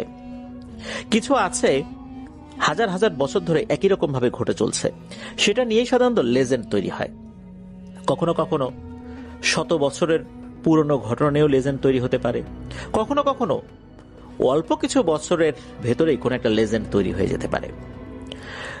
এরকমই 2টি লেজেন্ড ধর্মী ঘটনা আজকের এপিসোডে আমরা রেখেছি, আর মৌলিক ঘটনা তো রয়েছেই। আর এই 3টি ঘটনাই আমাদেরকে যিনি পাঠিয়েছেন তার নাম হৃদয়। উনি একজন রেমিটেন্স যোদ্ধা ভাই, বর্তমানে কাতারে রয়েছেন।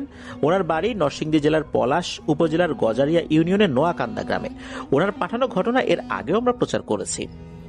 প্রিয় লিসেনার্স, আজকের এই এপিসোডের ঘটনার গভীরে চলে যাব, তবে যাবার আগে কয়েকটি কথা যেগুলো সবসময় বলি। এই ভিডিও লাইক বাটনে প্রেস করতে ভুলবেন না, আর ভিডিও লিঙ্কটা বেশি বেশি করে শেয়ার করে দেবার অনুরোধ করছি, যাতে অনেকেই আমাদের আজকের এই এপিসোডের ঘটনাগুলো শুনে ভৌতিক আনন্দ পেতে পারেন। ঘটনা কেমন লাগছে তা জানিয়ে এই ভিডিওর কমেন্ট সেকশনে কমেন্ট করতে পারেন। এছাড়া আমাদের ফেসবুক পেজ আর গ্রুপ তো রয়েছে আপনাদের হরর ওয়ার্ল্ড নামে, সেখানে গিয়েও আপনারা আপনাদের মতামত জানাতে পারেন। আপনারাও ঘটনা পাঠাতে পারেন লিখে বা রেকর্ড করে। ঘটনা পাঠাতে হবে ইমেল অ্যাড্রেসের মাধ্যমে, আর আমাদের ইমেল অ্যাড্রেসটা হচ্ছে afnanthehorrorworldbd@gmail.com। স্পেলিংটা বলে দিচ্ছি, AFNANTHEHORRORWORLDBD, afnanthehorrorworldbd@gmail.com। স্পেলিংটাও আমরা আমাদের ভিডিও ডেসক্রিপশন দিয়ে রেখেছি। চলুন ঘটনায় চলে যাই। কাতারে হৃদয় ভাই তো অবস্থান করছেন, আর কাতারে কিন্তু শুধু কাতার না, মধ্যপ্রাচ্যের ম্যাক্সিমাম দেশগুলোতেই অনেক দেশের লোকদেরই সমাগম হয়ে থাকে। আর সমাগম যখন হয় তখন একে অন্যের সাথে নিজেদের মতামত শেয়ার করেন, নিজেদের সংস্কৃতি নিয়েও কথা বলেন। তবে সবাই যে বলেন বিষয়টা এরকম না, আন্তরিকতা থাকলে বলেন। আর একটা বিষয় কিন্তু বলে রাখা ভালো, সেটা হচ্ছে মধ্যপ্রাচ্যের ম্যাক্সিমাম দেশগুলোতে, সৌদি আরব বলি, কাতার বলি, কুয়েত বলি বা আরো যে দেশগুলো রয়েছে, এই দেশগুলোতে কিন্তু কালো জাদু নিষিদ্ধ। তাই কালো জাদু নিয়ে কেউ যদি কোনো কথাবার্তা বলে, এটা যদি আইন শৃঙ্খলা রক্ষাকারী বাহিনীর কেউ শুনে থাকে, তাহলে কিন্তু তারা গ্রেফতার করে নিয়ে যেতে পারে। ব্যাপক জিজ্ঞাসাবাদ করা হয়, যদি সন্দেহ হয় তাহলে তো বিপদ, আর যদি মনে হয় যে না তারা এমনি আলোচনা করছিল, তাহলে কিন্তু ছেড়ে দেয়। এই জন্য হুট করে এই বিষয় নিয়ে যেখানে সেখানে কেউ আলোচনা করতে চায় না, যারা এই বিষয়টা জানে। এমনটাই হৃদয় ভাই আমাদেরকে জানিয়েছেন। তো ওনাকে একজন ব্যক্তি যার বাড়ি নাইজেরিয়াতে, তিনি ঘটনা শেয়ার করেছিলেন। উনি একজন খ্রিস্টান ধর্মাবলম্বী, ওনার নাম হচ্ছে ভিক্টর। তো এই ভিক্টরের কাছ থেকে শোনা ঘটনাটি একটি মৌলিক ঘটনা, এটি এখন আপনাদের সাথে শেয়ার করব। তো এটা এই ভিক্টরের যেই এলাকা সেখানেই ঘটেছিল, এটা নাইজেরিয়ার দক্ষিণাঞ্চলে, আর জায়গাটার নাম হচ্ছে ওডুগ বলু। ওডুক বলু।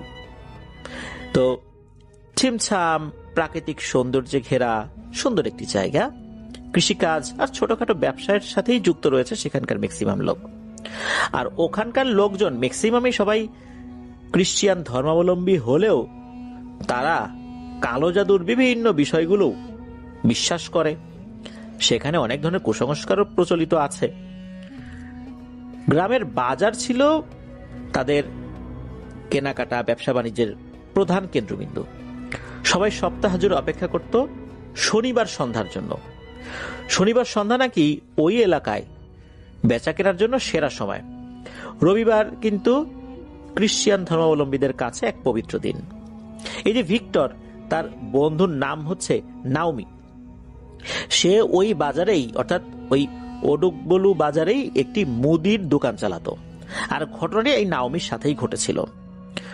ঘটনাটি যখন ঘটেছিল তখন সময়কাল এখন থেকে 7-8 বছর আগে, অর্থাৎ 2017-18 সাল এরকম আর কি, এরকম কাছাকাছি সময়। নির্দিষ্ট করে সালটা বলতে পারিনি, তবে এরকম সময় হবে আর কি। তো এই যে নাওমি, এই নাওমির দোকানটি মোটামুটি তার বাড়ি থেকে দূরেই ছিল, অর্থাৎ বাজার থেকে তার বাড়িটা বেশ দূরে। মোটরসাইকেলে করে দোকানে আসা যাওয়া করত। নাইজেরিয়াতে রবিবার সাপ্তাহিক বন্ধ থাকে, তাই শনিবার রাত্রে বেশি বিক্রি হয়। আর রবিবার তো ওখানকার যারা রয়েছেন খ্রিস্টান ধর্মাবলম্বী তাদের জন্য পবিত্র দিন। শুধু তাই না, রবিবার তো ম্যাক্সিমাম ইউরোপিয়ান কান্ট্রিগুলোতে ছুটির দিন থাকে। অর্থাৎ যেখানে খ্রিস্ট ধর্মের লোকজন বেশি সেখানে কিন্তু রবিবার সাপ্তাহিক ছুটি। ওই ওডুকবলু এলাকার লোকজন বিশ্বাস করে যে রবিবার দিন নাকি পবিত্র আত্মা ফেরত আসে আর তাদের আশীর্বাদ করে। রবিবার সকালে তারা চার্চ অর্থাৎ গির্জায় যায়। তারা তাদের ধর্মীয় যে সমস্ত অ্যাক্টিভিটিসগুলো সেগুলো তারা করে। শনিবার রাত্রে বেশি বিক্রি হয় যাতে রবিবারে সবাই ভালো ভালো খেতে পারে। ঘটনার দিন তো শনিবার, নাওমির দোকানে বেশ ভিড়ই ছিল। তো ভিক্টর বলে যে ওর দোকানে ওই সময় এত মানুষ এসেছিল কেনাকাটা করার জন্য, একজনের অর্ডার দিতে দিতে আরেকজন এসে চাচ্ছিল। দম ফেলারই আসলে ফুসরত পাচ্ছিল না। সবাই যে যার মতো পছন্দের জিনিসগুলো কিনে নিয়ে যাচ্ছিল। ঘন্টা খানেক এরকম চলে। অনেক সময় দেখা যাচ্ছে যে ঈদের আগে মুদিখানার দোকান বা ঠিক রোজার একদিন আগে মুদিখানার দোকানগুলোতে আমরা বাংলাদেশে এরকম ভিড় দেখতে পাই। এমনি সময় কম ভিড় থাকে, কিন্তু নির্দিষ্ট সময়গুলোতে বেশি ভিড় থাকে। ওরকমই অবস্থা তারও হয়েছিল। আর প্রতি শনিবার সন্ধ্যায় ঘন্টা খানেক এরকম অবস্থা থাকেই। এটা তো তাদের জন্য নতুন কিছু না। বাজারের কাজকর্ম শেষ করে মানুষজন যখন কমে গেল আর যখন কাস্টমার ছিল না, তখন এই নাওমি সে চিন্তা করলো তার বাড়ির জন্য তো বাজারঘাট করার দরকার।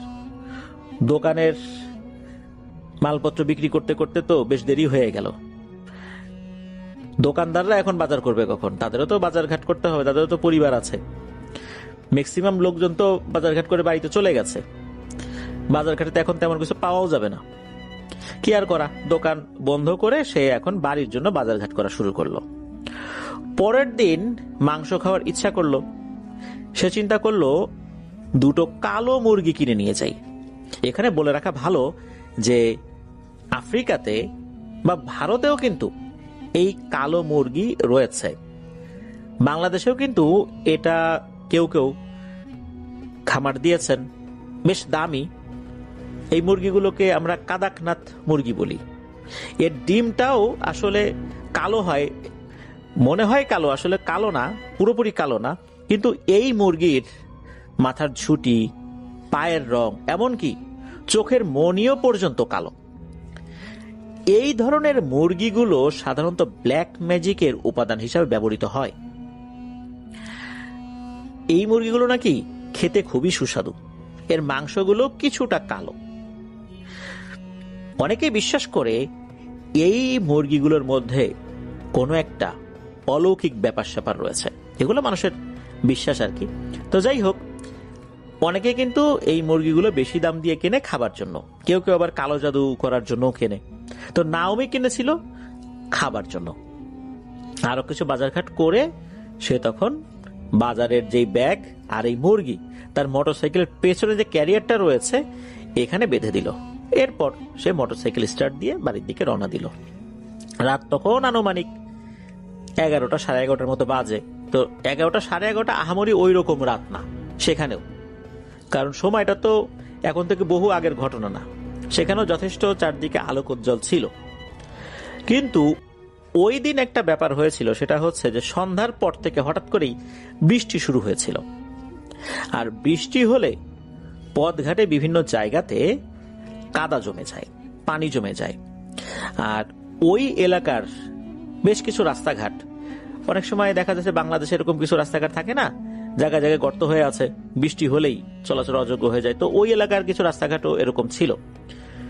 আর নাওমির বাড়িতে যাবার যে রাস্তাটা, সেই রাস্তাটা ছিল এইরকম। তো নাওমি চিন্তা করলো যে এই রাস্তা দিয়ে যাব, যেতে তো খুবই অসুবিধা হবে, উঁচু নিচু জায়গা, বিশেষ করে খানাখন্দকে ভরা। মাঝখানে যদি এই ঝাঁকিতে মোটরসাইকেল স্টার্ট বন্ধ হয়ে যায়, এমনিতে তার মোটরসাইকেলের ইঞ্জিনে কিছুটা সমস্যা ছিল, তখন তো এই মোটরসাইকেল ঠেলতে ঠেলতে নিতে হবে, তখন তো আর এক বিপদ হবে। এই জন্য সে একটা সিদ্ধান্ত নিল, সে কবরস্থানের পাশ দিয়ে যে রাস্তা রয়েছে সেদিক দিয়ে যাবে। তো এখানে একটা বিষয় বলে রাখা ভালো যে ওইখানে খ্রিস্ট ধর্মাবলম্বী যে ব্যক্তিদের কবরস্থানটা ছিল, এই কবরস্থানটা ছিল খুবই নির্জন। দিনের বেলাতেই ওই দিক দিয়ে লোকজন কম চলাচল করত, পাশ দিয়ে একটা পাকা রাস্তা থাকলেও লোকজন কম চলাচল করত। আর এই পাকা রাস্তাটা, এটা যেহেতু মানুষজন খুব একটা ব্যবহার করতো না, আর একটা ব্যাপার ছিল যে পাশে বড় বড় গাছ ছিল, এই গাছের শেকড়গুলো মাটি ফুঁড়ে ওই রাস্তার ভেতর দিয়ে বেরিয়ে আসতো, যার কারণে এই রাস্তায় গাড়ি নিয়ে চলাচল করাটা খুব কষ্ট হয়ে যেত। মানুষ পায়ে হেঁটে পাড়ি দিলে সেটা ভিন্ন কথা, কিন্তু গাড়ি নিয়ে চলাচল করতে খুব অসুবিধা হতো এই গাছের শেকড় রাস্তা ফুঁড়ে বের হয়ে আসার কারণে। যেহেতু বারবার সরকার থেকে এই রাস্তা মেরামত করা হয়েছে, কিন্তু এই গাছের শেকড়ের সমস্যার কারণে একটা পর্যায়ে সরকার এই রাস্তা মেরামত করা বন্ধ করে দেয়, কারণ মানুষজন তো খুব একটা চলাচল করে না। কি দরকার বারবার টাকা পয়সা খরচ করে রাস্তাটা মেরামত করা? মানুষজন যদি বেশি বেশি চলাচল করতো তাহলে একটা ভিন্ন বিষয় ছিল। তারপর তো এমনি শেকড়ের এই সমস্যা আছেই, এই সমস্ত কারণে এই রাস্তাটা সরকার আর মেরামত করার কোনো চিন্তা করে না। করেছে, অনেকবার করেছে, কিন্তু পরবর্তীতে চিন্তা ভাবনা বাদ দিয়েছে। যেহেতু বৃষ্টির কারণে নাওমির বাড়ি যাবার রাস্তাটা খারাপ হয়ে গিয়েছিল, তো নাওমি চিন্তা করলো এই রাস্তা দিয়ে যাই। এই রাস্তাও ওই শেকড়ের কারণে চলাচল করতে অসুবিধা হলেও অন্তত এই রাস্তাটা উঁচু, এখানে বৃষ্টির পানি জমে না। শেকড়ের কারণে চলতে অসুবিধা হবে, বাট অনায়াসে চলে যেতে পারবে। আর ওই রাস্তাটা একটু শর্টকাট রাস্তাও ছিল, এই কবরস্থানের রাস্তাটা। এই জন্য নাওমি কি করেছে, সে বাইক নিয়ে ওই রাস্তা দিয়ে যাওয়া শুরু করেছে। ওই সময় তার সাথে যাওয়ার মতো তেমন কেউই ছিল না। পরদিন রবিবার হওয়ার কারণে অনেকেই বাজারঘাট করে তাড়াতাড়ি বাড়িতে চলে গেছে। নাওমি তো যাচ্ছে, যখন কবরস্থানের ওই রাস্তায় ঢুকেছে, স্বাভাবিকভাবে কিছুটা পথ সে অতিক্রম করেছে, কবরস্থান অতিক্রমও করে ফেলেছে। কবরস্থান অতিক্রম যখন করেছে, তো পাশে তো বড় বড় গাছ ছিল। হঠাৎ করে দেখে কোনো একটা গাছের পাশে সাদা পোশাক পরা কেউ একজন দাঁড়িয়ে আছে। নাওমির মোটরসাইকেলের যে হেডলাইটটা, এই হেডলাইটটা তো ছিল সামনের দিকে, তো সামনের আলো ছাড়াও কিন্তু পাশে কিছুটা আলোক ছটা ছড়িয়ে যায়, সেই আলোতে কিন্তু বোঝা যায় রাস্তার পাশে কেউ দাঁড়িয়ে আছে কি নাই। ওই হালকা আলোতে কিন্তু নাওমি বুঝতে পেরেছিল। তো এটা দেখার পর নাওমি কি করেছে, ওই চলন্ত অবস্থাতেই হ্যান্ডেল, অর্থাৎ সে যেটা ধরে রেখেছে মোটরসাইকেলের সামনের অংশ, সে কিছুটা বাম দিকে বাঁকা করেছে, কারণ ওই যে শাড়ি পরা অবয়বটা সেটা হাতের বাম পাশে ছিল। যেই না বাম দিকে কিছুটা ঘুরিয়েছে, আলোটা যখনই ওই অবয়বটার গায়ের দিকে পড়েছে, তখন নাওমি দেখে যে কই, এখানে তো কেউ নাই। তখন আবার সাথে সাথে মোটরসাইকেলের যেই ব্রেকটা সেটা মানে সামনের দিকে করেছে। যখনই সামনের দিকে করেছে, তখন দেখে রাস্তার পাশে একজন দাঁড়িয়ে আছে। সে আবার চলন্ত অবস্থাতেই মোটরসাইকেলের সামনের অংশটা, অর্থাৎ হ্যান্ডেলটা বাম পাশে ঘুরিয়েছে। যেই না ঘুরায়, দেখে ওখানে কেউ নাই, কিন্তু যখনই সোজা করে তখন দেখে ওইটা আছে। তো এরকম চলন্ত অবস্থাতেই 2-3 বার করেছে। তখন নাওমি বুঝতে পারে যে এদিকে এসে তো বড় বিপদে পড়ে গেছে। এমনিতেই এখানে অনেক ধরনের ভয়ের ঘটনা ঘটে, তারপরও সে এসেছে, এখন তো পড়ে গেছে এক বিপদে। তখন নাওমি কি করলো, বাইবেলের কিছু ভার্স সে বিড়বিড় করে পড়তে পড়তে সে ওই অবয়বটাকে পাশ কাটিয়েই বাইকটা নিয়ে সামনের দিকে চলে গেল। ওই অবয়বটার চেহারার দিকে খুব একটা খেয়াল করে নাই। যখনই পাশ কাটিয়ে কিছুটা পথ এগিয়েছে, হঠাৎ করে নাওমির কাছে মনে হলো কোনো একটা জিনিস তার কোমর পেঁচিয়ে পেঁচিয়ে গলার দিকে উঠে আসছে। শুধু তাই না, ওই সেম জিনিসটা তার হাত পেঁচিয়ে পেঁচিয়ে আস্তে আস্তে মোটরসাইকেলের যে ব্রেক, দুই হাতের দুই পাশে যেটা থাকে আর কি, অর্থাৎ এক হাতে তো ব্রেক থাকে আর এক হাতে ক্লাচ থাকে, তো এই যেই জায়গাগুলো এই পর্যন্ত চলে এসেছে। দেখে জিনিসটা মনে হচ্ছে চুলের মতো মোলায়েম, আর হচ্ছে এটা মনে হচ্ছে চুলের মতো কিছু একটা, আঁশ জাতীয় কিছু। এটা যখন দেখেছে তখন তো নাওমি বুঝতে পেরেছে সে একটা বিশাল বিপদে ফাইনালি পড়েই গেছে। ওই অবয়বটাকে পাশ কাটিয়ে চলে আসলেও ওই অবয়বটা তার পিছু নিয়েছে। হঠাৎ করেই নাওমির দুই কাঁধের উপরে খুবই ঠান্ডা হাতের স্পর্শ সে অনুভব করে। নাওমি এবার ঘাড় ঘুরিয়ে পেছন দিকে তাকায়। নাওমি দেখে ভয়ঙ্কর একটা অবয়ব, সাদা কাপড় পরা, তার চেহারা এখন দেখা যাচ্ছে। চোখের জায়গায় কিছুই নাই, কালো দুটো গর্ত, তার ভেতর থেকে ধোঁয়া বের হয়ে আসছে, আর দাঁতগুলো এবড়ো থেবড়ো সুচালো, তার ঠোঁটো কাটা, আর মুখটা অনেকটাই ঝলসানো। এইটা দেখার সাথে সাথে নাওমি প্রচন্ড ভয় পায়। সে এমন ভয় পায় সে বাইকটা নিয়ন্ত্রণ হারিয়ে রাস্তার পাশে পড়ে যায়। তো যখন এরকম ঘটনা ঘটে তখন একটা মানুষের কি হতে পারে, তার অনুভূতিটা কেমন হতে পারে, তা তো খুব সহজেই বোঝা যায়। নাওমি যেই জায়গাটাতে বাইক নিয়ে কাত হয়ে পড়ে গিয়েছিল ওইখানে আবার একটা গাছের গুড়ি ছিল। তো ওইখানে পড়ে যাওয়ার পর নাওমি শুধু এতটুকুই অনুভব করেছিল কেউ তার চুল ধরে টানছিল, এরপর তার কিছু মনে নাই। তবে একটা বিষয়, সেটা হচ্ছে যে ওই সময় নাকি ওই অবয়বটা বলছিল, পালিয়ে কোথায় যাবি, তোর মুরগি দুটো আমাকে দে।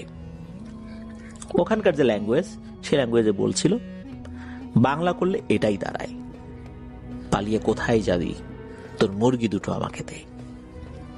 তো যাই হোক, এরপর তো আর তার সেন্স ছিল না। ওদিকে বাড়িতে ফিরতে দেরি হচ্ছে, পরিবারের সদস্যরা খোঁজাখুঁজি করছে, কয়েকজনকে জিজ্ঞেস করে, বলে যে সে তো বাইক নিয়ে বের হয়ে গেল। তো ওই রাস্তা দিয়ে পরিবারের সদস্যরা আর একটা বাইক নিয়ে কিন্তু আবার বাজার পর্যন্ত গিয়েছে, নাওমিকে পায়নি। এরপর চিন্তা করলো ও আবার এই পথ দিয়ে আসলো না তো, অর্থাৎ কবরস্থানের পথ দিয়ে আসলো না তো। তখন কয়েকজন মিলে বাইক নিয়ে যখন ওই কবরস্থানের পথ দিয়ে আসছিল, আসতে আসতে একটি জায়গায় নাওমির বাইক দেখতে পায়, নাওমিকে পাশে পড়ে থাকতে দেখে। তখন সেখান থেকে তাকে তুলে আনা হয়। এরপর সকালবেলা তার যখন জ্ঞান ফেরে, তার কাছ থেকে সবাই সব ঘটনা শুনতে পায় যে এই ঘটনা ঘটেছে। এরপর স্থানীয় একটি চার্চের পাদ্রির কাছে নিয়ে যাওয়া হয়, অর্থাৎ গির্জার পাদ্রির কাছে নিয়ে যাওয়া হয়। তখন ওই পাদ্রি বলে যে তুমি মূলত এই কালো মুরগি নিয়ে আসতেছিলা, এই জন্যই এই ঘটনাটা ঘটেছে। তারপর তো তুমি একটা সেন্সিটিভ জায়গা দিয়ে আসতেছিলা। কালো মুরগিগুলো নাকি অশরীরীদেরকে আকর্ষণ করে। আর ওই পাদ্রি উনি কিছু ওনার ধর্মের নিয়ম অনুযায়ী ঝাড়ফুঁক করেন। দেখা যায় যে এই নাওমির উপর কোনো অশরীরীর কোনো প্রভাব ওই সময় নাই। তখন ওই ফাদার বলেন যে তোমার উপর কোনো অশরীর প্রভাব দেখা যাচ্ছে না, পরীক্ষা নিরীক্ষা করলাম, মূলত ওই মুরগি দুটো নেয়ার জন্যই সে তোমার কাছে এসেছিল, মুরগি দুটো নিয়ে চলে গেছে, তোমাকে বড় ধরনের ক্ষতি করার উদ্দেশ্য তার ছিল না। তো এরপর নাওমির সাথে আর কোনো ভৌতিক ঘটনা না ঘটলেও এই ঘটনার আকস্মিকতা এবং ভয়াবহতা তাকে এমনভাবে গ্রাস করে ফেলেছিল, এটা থেকে স্বাভাবিক হতে তার কয়েক মাস সময় লেগেছিল। ওই রকম আহামরি কোনো অসুস্থ সে হয়নি, ফিজিক্যালি অসুস্থ হয়নি, তবে মানসিকভাবে সে বেশ বিপর্যস্ত ছিল, যেটা কাটিয়ে উঠতে কয়েকটা মাস সময় লাগে। এরপর সবকিছু স্বাভাবিক হয়ে যায়। নাওমি এখন ভালো আছে। তার সাথে পরবর্তীতে আর কোনো ভয়ের ঘটনা ঘটেছে কিনা এই বিষয়ে ভিক্টর খুব একটা বলতে পারে নাই, তবে ওরকম বড় ধরনের কোনো ভয়ের ঘটনা ঘটে নাই। বিশেষ করে এই যে ঘটনাটা ঘটলো এর স্রোতধারায় যে আরো ঘটনা ঘটবে এটার সিকুয়েল অনুযায়ী এরকমটা হয়নি আর কি। তো এটাই ছিল ঘটনা। প্রিয় লিসেনার্স, এই যে মাছ নিয়ে যাওয়ার পথে মেছোরা ধরে, তারপর পিঠা নিয়ে যাওয়ার পথে বিভিন্ন ধরনের অশরীরা এসে এগুলো চায়, এটা যে শুধু আমাদের দেশেই ঘটে তা কিন্তু না। আমরা জানতে পারলাম সে আফ্রিকার দেশ নাইজেরিয়াতেও এই ঘটনা ঘটে। Thank you so much. আপনার ঘটনার জন্য আপনাকে অনেক ধন্যবাদ। এবং আমরা চলে যাব আমাদের পরবর্তী অতিথির কাছে। আশা করছি যে তার যে শোনানো ঘটনাটা সেই ঘটনাটা আপনাদের ভালো লাগবে। আসসালামু আলাইকুম প্রিয় লিসেনার। তো চলুন ঘটনা শুরু করা যাক। তখন আমি নেদারল্যান্ডস থেকে মাত্র পর্তুগালে এসেছি।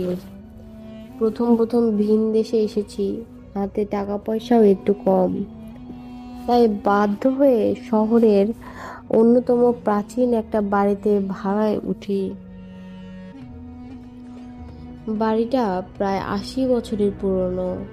1919 সালের প্রথম বিশ্বযুদ্ধের পরপরই তৈরি হয়। বিশাল এই অ্যাপার্টমেন্টের 3 তলায় আমি একদম একা থাকি। পুরনো বাড়ি হওয়ায় ভাড়াও একটু কম ছিল, তবে শীতের সময় কষ্টটা একটু বেশিই হতো। এভাবে দেখতে দেখতে পর্তুগালে আমার প্রথম রোজার মাস চলে এলো। যেহেতু আমি একাই থাকতাম, তাই একাই রোজা রাখা, একাই রান্না করা সব নিজেরই করতে হতো। আমি সাধারণত মুরগি, খাসি, গরু বা ভেড়ার মাংস রান্না করার আগে মশলা দিয়ে সুন্দর করে ম্যারিনেট করে রেখে দিতাম। কিন্তু গোলমালটা শুরু হলো এখানেই। যেদিনই আমি মাংস ম্যারিনেট করে রাখতাম, খেয়াল করতাম মাংসের পরিমাণ যেন রহস্যজনকভাবে কমে যাচ্ছে। প্রথম 1 সপ্তাহ আমি ব্যাপারটা সেভাবে টের পাইনি, কিন্তু দ্বিতীয় সপ্তাহে এসে আমার সন্দেহটা গাঢ় হলো। একজন প্যারানর্মাল ইনভেস্টিগেটর হিসেবে আমার সারা জীবনই এসব নিয়ে জানার বেশ ঝোঁক। আমার অভিজ্ঞতা বলছিল এই ফাঁকা বাড়িতে সামথিং ইজ গোয়িং অন, কিছু তো একটা ঘটছে যা আমার জানার বাহিরে। ভয় পাওয়ার বদলে আমার ভেতরে অদ্ভুত এক কৌতূহল জেগে বসলো। সিদ্ধান্ত নিলাম একদিন ইফতারের সময় একটা পরীক্ষা চালাবো। যেই ভাবা সেই কাজ। আমি নিজের জন্য একটা নয় 2টো প্লেট সাজালাম। প্রথম দিন ডাইনিং টেবিলেই 2টো প্লেট পাশাপাশি রাখলাম। ভেবেছিলাম কেউ একজন এসে হয়তো অদৃশ্য অবস্থায় আমার সামনেই খাওয়া শুরু করবে, কিন্তু সেদিন কিছুই হলো না। প্লেট, খাবার, ফল যেমন ছিল তেমনই রয়ে গেল। পরের দিন আমি আরেকটা ট্রিক্স খাটালাম। দ্বিতীয় প্লেটটা ডাইনিং রুমে রেখে আমার শোবার ঘরে টেবিলের ওপর সাজিয়ে রেখে আসলাম, আর নিজে ডাইনিং রুমে বসে ইফতার করতে লাগলাম। আমি তো উত্তেজনায় কাঁপছি। ইফতার শেষ। ইন দ্য মিন টাইম নামাজটাও পড়ে নিলাম। মনে মনে ভাবলাম একটু ধৈর্য ধরি। নামাজ শেষে বুক ভরা আশা নিয়ে শোবার ঘরে গেলাম। রুমে ঢুকে প্রথমটা একটু হতাশ হলাম। দেখলাম প্লেট যেমন ছিলাম ঠিক সেভাবেই পড়ে আছে। আমি যখন মুচকি হেসে ফিরে আসি, হঠাৎই আমার চোখটা আটকে গেল। আরে, আমি তো প্লেট ঠিক 3টে খেজুর রাখছিলাম। একটা খেজুর কেন? বাকি 2টা খেজুর কই গেল? আমি সাথে সাথে কাছে গিয়ে প্লেটটা হাতে নিলাম, আর আমার কোনো ভুল হয়নি। 3টা খেজুরের জায়গায় মাত্র একটা খেজুরই পড়ে আছে, বাকি 2টো হাওয়ায় মিলিয়ে গেছে। আমি পরিষ্কার বুঝতে পারলাম আমার ইনভাইটেশন সে গ্রহণ করেছে।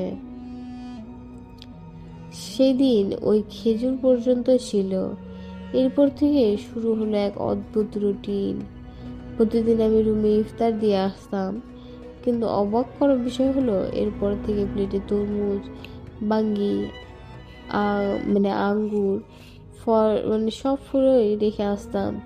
সেগুলো গায়েব হতে লাগলো, কিন্তু ম্যারিনেট করা মাংস যেত না।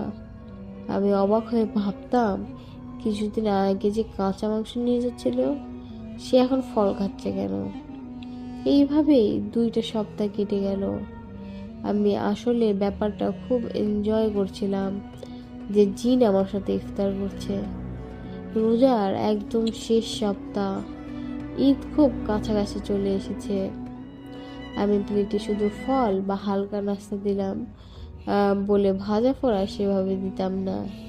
একদিন ভাবলাম একটু তেহারি রান্না করি। আমি তেহারির সাথে ফল একসাথে সাজিয়ে প্লেটটা আমার রুমে রেখে আসলাম। কিন্তু কিছুক্ষণ পর রুমে গিয়ে ফিরে যা দেখলাম তাতে আমার চোখ কপালে ওঠার জোগাড়। তেহারিতে থাকা প্রত্যেকটা মাংস এবং প্লেটের সব ফল নিখোঁজ, আর প্লেটের খাবারের ওপর স্পষ্ট হাতের ছাপ দেখে মনে হচ্ছিল এখানে একটা হাত নয় 2টো হাত লাগানো আছে। আমার বুকের ভেতরটা এবার একটু কেঁপে উঠলো। আমি বুঝতে পারলাম এখানে জিন নয়, একটা জিন নয়, অন্তত 2টো জিন তো আসছে। আমি একা থাকি, তাই ভিতরে একটু ভয় ভয় তো করছিলই, কিন্তু রোমান্সটাও কম ছিল না। অবশেষে এলো ঈদের দিন। আমি যেখানে থাকি সেটা খ্রিস্টান প্রধান দেশ, তাই ঈদের জামায়াত হয় না। ঈদের দিন 2-3জন বিদেশি বন্ধুকে নিয়ে বাইরে একটু ঘুরতে গেলাম।